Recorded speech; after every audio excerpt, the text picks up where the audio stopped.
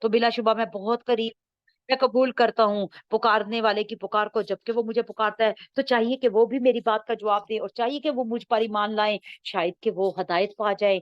हलाल कर दिया क्या तुम्हारे लिए रातों को रोजा रख, रोजे की रात में सोबत करना अपनी बीवियों के साथ, यानी अपनी बीवियों के साथ ताल्लुक जोड़ना रात को रोजे की हालत में, कोई मना नहीं। असल में साहबा कराम इसमें भी एहतियात करते थे, तो अल्लाह ताला ने वाज़िह हदायत दी, आयत नाजिल कर दी। वो लिबास है तुम्हारा और तुम लिबास हो उनका। जान लिया अल्लाह ने कि बेशक तुम थे खयानत करते अपने नफ्सों में, सो इसने तुम्हारी तरफ जो फरमाई तुम पर और माफ कर दिया तुम्हें। लिहाजा बस अब तुम मुबाशरत करो इनसे और तलाश करो इससे जो लिख दिया अल्लाह ने तुम्हारे लिए, और खाओ पियो यहाँ तक कि जाहिर हो जाए तुम्हारे लिए धारी सफेद धारी स्याह में से फजर के वक्त की। फिर तुम पूरा करो रोजे को रात तक, और तुम ना मुबाशरत और सोहबत करना इन औरतों से जबकि तुम हालत एतकाफ में हो मस्जिदों में। ये अल्लाह की हदूद हैं, इनके करीब भी मत जाना। इसी तरह अल्लाह बयान करता है, अल्लाह अपनी आयत लोगों के लिए शायद कि वो मुत्तकी बन जाएं। बहुत सी चीज वजाहत है इसमें। साहबा कराम मतलब जाहिर है नफ्स है, बीवी के साथ ताल्लुक को कायम किया तो दिल में शर्मिंदगी हुई कि ये तो रमजान था, मैंने ऐसा क्यों कर दिया। अल्लाह ने वाज़ेह आयत दे दी कि नहीं, जब रोजा इफ्तार हो गया तो फिर तुम पर कोई पाबंदी नहीं है, अपनी बीवियों के पास जा सकते हो। फरमाया वो लिबास है तुम्हारा। बड़ी खूबसूरत तशबीह है। अल्लाह हम सबको इस तशबीह, इस जो मिसाल दी गई इसके मुताबिक होने की तौफीक अता फरमाए। लिबास क्या क्या करता है, सर्दी गर्मी से बचाता है। मैं मुख्तसर से बता सकूंगी, ज़ाहिर है सर्दी गर्मी से बचाता है। सबसे पहले आपको खूबसूरती देता है। लिबास के बगैर इंसान इंतहाई भोंडा लगता है, लिबास खूबसूरती देता है। फिर सर्दी गर्मी से बचाता है, आपको तहफ़्फ़ुज़ देता है। हम्म। और फिर लिबास कैसा होना चाहिए, नरम होना चाहिए। तो मियाँ बीवी को भी एक दूसरे के लिए नरम ही होना चाहिए। लिबास खूबसूरत भी होना चाहिए। लिबास का खूबसूरत होना यानी इससे क्या पता चलता है, अगर खूबसूरती देखी जाए, अगर कोई औरत भी खूबसूरती देखे तो कोई बुराई नहीं है, और मर्द तो स्पेशली देखना चाहता है खूबसूरती, इसमें भी कोई बुराई नहीं। लेकिन सीरत को और दीनदारी को ज्यादा प्रेफरेंस देनी चाहिए। वो तो हदीस आप लोगों को सबको माशाल्लाह मालूम ही है कि आप सल्लल्लाहु अलैहि वसल्लम ने फरमाया कि औरत को 4 वजहों से पसंद किया जाता है: हसब नसब, मालो दौलत, शक्ल सूरत और दीनदारी। लेकिन तुम में से बेहतरीन है जो दीनदारी को प्रेफरेंस दे, दीनदारी की तरफ जाना चाहिए। जाहिर है एक दीनदार औरत घर को बेहतरीन औलाद देगी, बेहतरीन माहौल देगी। ठीक है, और इस अतात में भी उसका हाथ यकीनन होगा। इसके बाद लिबास जो है वो यानी खूबसूरत होने के साथ साथ नरम और जिस्म पे पूरा भी होना चाहिए। यानी बहुत आपने अगर लंबा चौड़ा लिबास पहना हो ना, यानी एक अजीबो गरीब सा, तो आप अजीब लगते हैं। तो क्या पता चला कि मियाँ बीवी का मिजाज होना भी बहुत जरूरी है। अल्लाह ताला ऐसे ही जोड़ मिलाए, और अल्लाह ताला के जोड़ मिलाए होते हैं। बहरहाल अल्लाह ताला की बहुत खूबसूरत मिसाल कि तुम लिबास हो उनका और वो लिबास है तुम। और इसमें फिर ये क्या है, लिबास हमारी बदनुमा दागों को छुपाता है, हमारे जिस्म की जो वो चीजें जो हम नहीं चाहते कि किसी के आगे आए उनको छुपाता है। वैसे भी शरा सदर करता है, मतलब हमारे उसको सॉरी जिस्म के नकाबले अशात हिस्सों को छुपाता है। तो इससे क्या बात पता चली, बीवी का काम है शोहर की बुराइयों को छुपाना। बहुत हम सब में बुराइयां हैं, और शोहर का काम है बीवी की बुराई को छुपाना।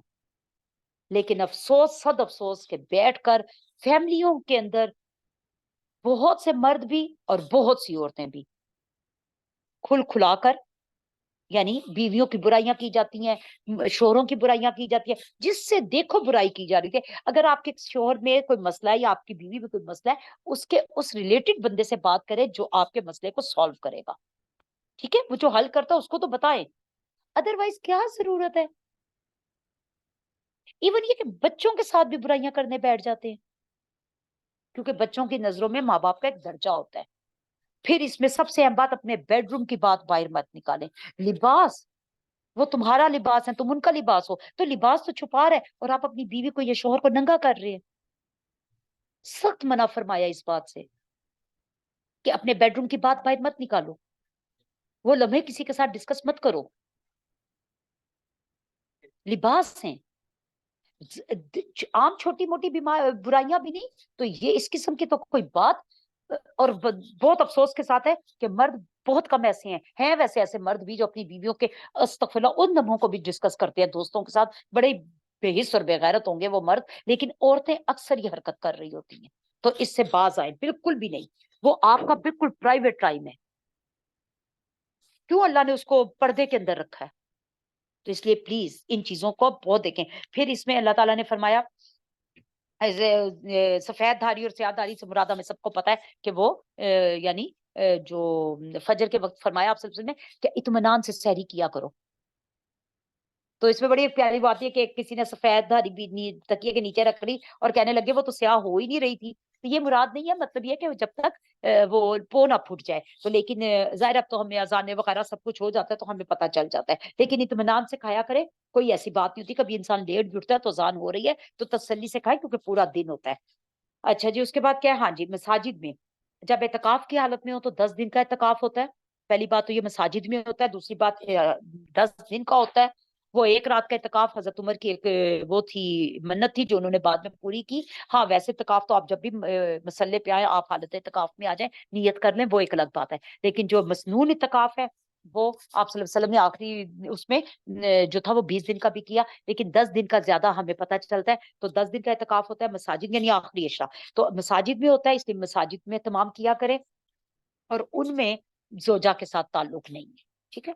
اور نہ تم اچھا اسی طرح بیان فرماتا ہے اللہ اپنی آیتیں لوگوں کے لیے شاید کہ وہ متقی بن جائے. اور نہ تم کھاؤ اپنے مال و آپس میں باطل ناجائز طریقے سے. اور یہ کہ تم اس طرح باطل طریقے کر کے تم اپنے حاکموں کو خوش کر دو.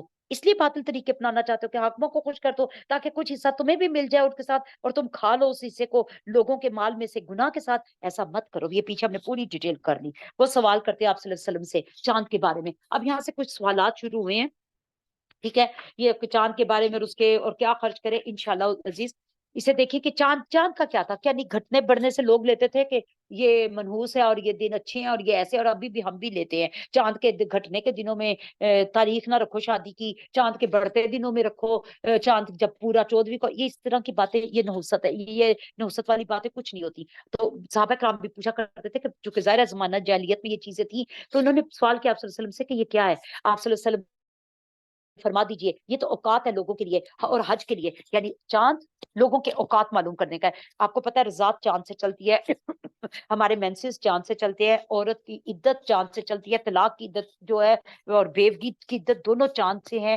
پھر بچے کو کتنا دودھ کے پلانے کا وہ سارا کچھ جو ہے چاند سے چلتا ہے. اسی طرح عیدین ہماری چاند کے ساتھ ہیں. اسی طرح ہمارے روزے چاند کے ساتھ ہیں. اور خاص طور پہ حج اللہ تعالیٰ نے فرمایا حج کے لیے. یعنی چاند کا گھٹنا بڑھنا نحوست نہیں ہے. یہ تاریخی ہیں جن سے ہمیں ان ساری چیزوں کا پتہ چلتا ہے. اوکے. اور نہیں ہے نیکی یہ کہ تم آؤ اپنے گھروں میں پچھواڑوں سے. اور البتہ نیکی یہ ہے کہ تم پرہیزگاری کرو. آؤ اپنے گھروں میں دروازوں سے آؤ. اللہ سے ڈرو تاکہ تم فلاح پاؤ.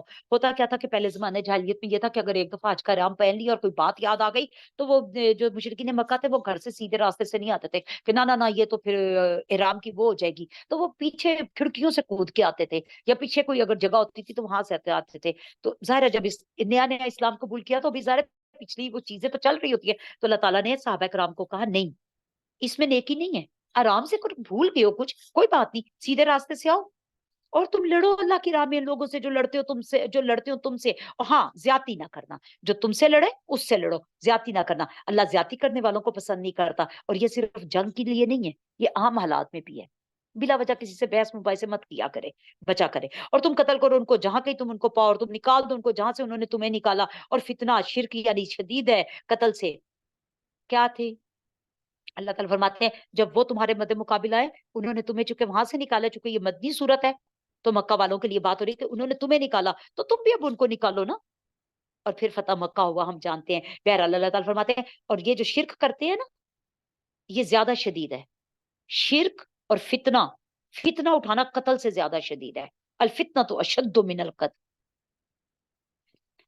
اور کیا کرو اور نہ تم لڑو ان سے مسجد الحرام کے پاس یہاں تک کہ وہ لڑے تم سے اس میں. ہاں اگر انہوں نے مسجد الحرام کے پاس تمہارے ساتھ جنگ شروع کر دی پھر تو لڑنا پڑے گا ورنہ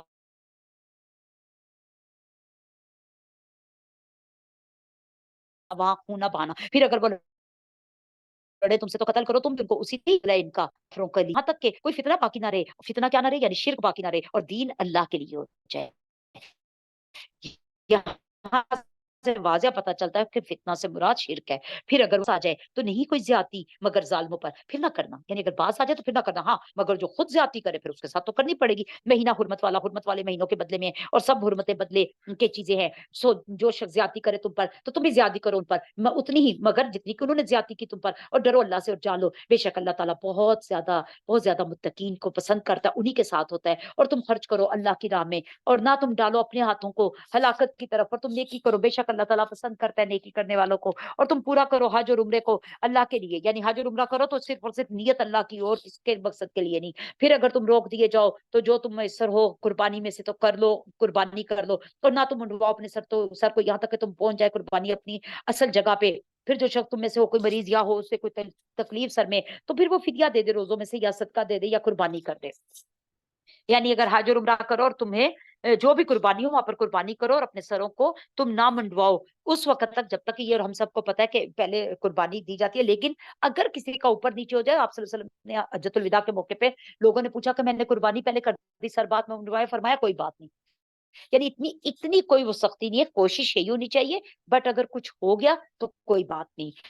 اچھا پھر فرمایا کہ اگر سر میں کوئی زخم ہے، کچھ ایسا ہے تو نہیں منڈوا سکتے ہو سر، تو پھر کیا کرو، روزے رکھ لو، یا صدقہ دے دو، یا قربانی کر دو، تو یہ 3 روزے ہیں، اتنا وہ نہیں ہے، ٹھیک ہے۔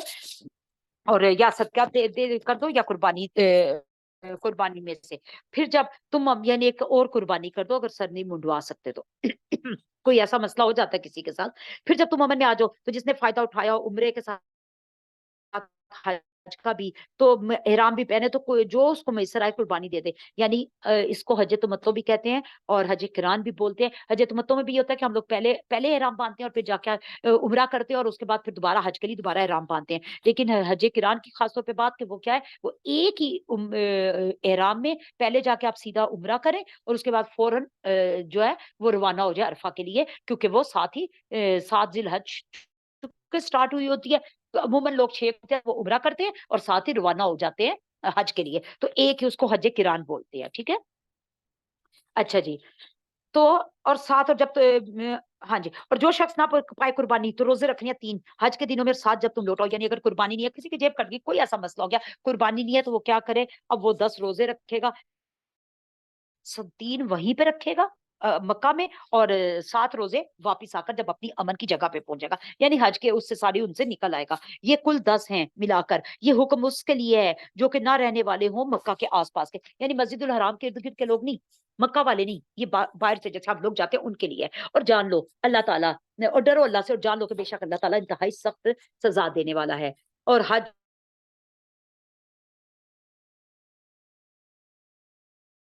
چند مہینے معلوم ہے، اچھا جس کرے نہ نافرمانی کرے نہ جھگڑا کرے حج میں، اور جو کچھ تم کرتے ہو نیکی میں سے اللہ اس کو جان لے گا، اور تم زیادہ راہ لے لیا کرو، بے شک بہترین زیادہ راہ تو اللہ کا تقوی ہی ہے، اور تم مجھ سے ڈرو عقل والو، یعنی دنوں میں جب حج کا ارادہ ہو گیا، اپنے احرام پہ لیا، دنوں میں بیوی کے ساتھ تعلق منع ہے۔ اچھا جب احرام سے نکل آئے تو وہ الگ بات ہے، پھر فرمایا اس میں صرف یہی نہیں ہے، نافرمانی کی باتیں بھی نہ کرو، وہاں پر بیٹھ کے لڑائی جھگڑے بھی نہ کرو، کیونکہ تم حالت احرام میں ہو، جس ہم روزے میں کہتے ہیں نا، اسی طرح حالت احرام کی بھی پابندی ہے، اور نیکی میں سے کرو، اور زیادہ تقوی ساتھ لیا کرو، اگر بہت زیادہ مال پیسہ نہیں لے کے جاتے، اس پہ میں انشاءاللہ کل پھر دوبارہ آپ لوگوں کو ڈیٹیل دوں گی یہاں سے، کیونکہ آج اب ہمارا ٹائم پورا ہو رہا ہے کہ جی بس ہم تو اللہ کے گھر جا رہے ہیں، اللہ کے گھر جا رہے ہیں، لیکن اللہ نے حج اسی پہ فرض کیا جس کا پیچھے بھی مال ہو، اتنا جو گھر والوں میں کو چھوڑ کے جا رہا ہے اس کے لیے ہو، اور اپنے ساتھ بھی وہ اتنا لے کے جائے کہ وہ 10 15 20 دن 40 دن جتنے دنوں کے لیے جا رہا ہے اس کے پاس خاطر خواہ جاؤ، ٹھیک ہے جی۔ اچھا انشاءاللہ العزیز، اور اللہ کا تقوی وہ تو زیادہ بہترین ہے، اے ڈرو اولو الالباب۔ جی امامہ جی۔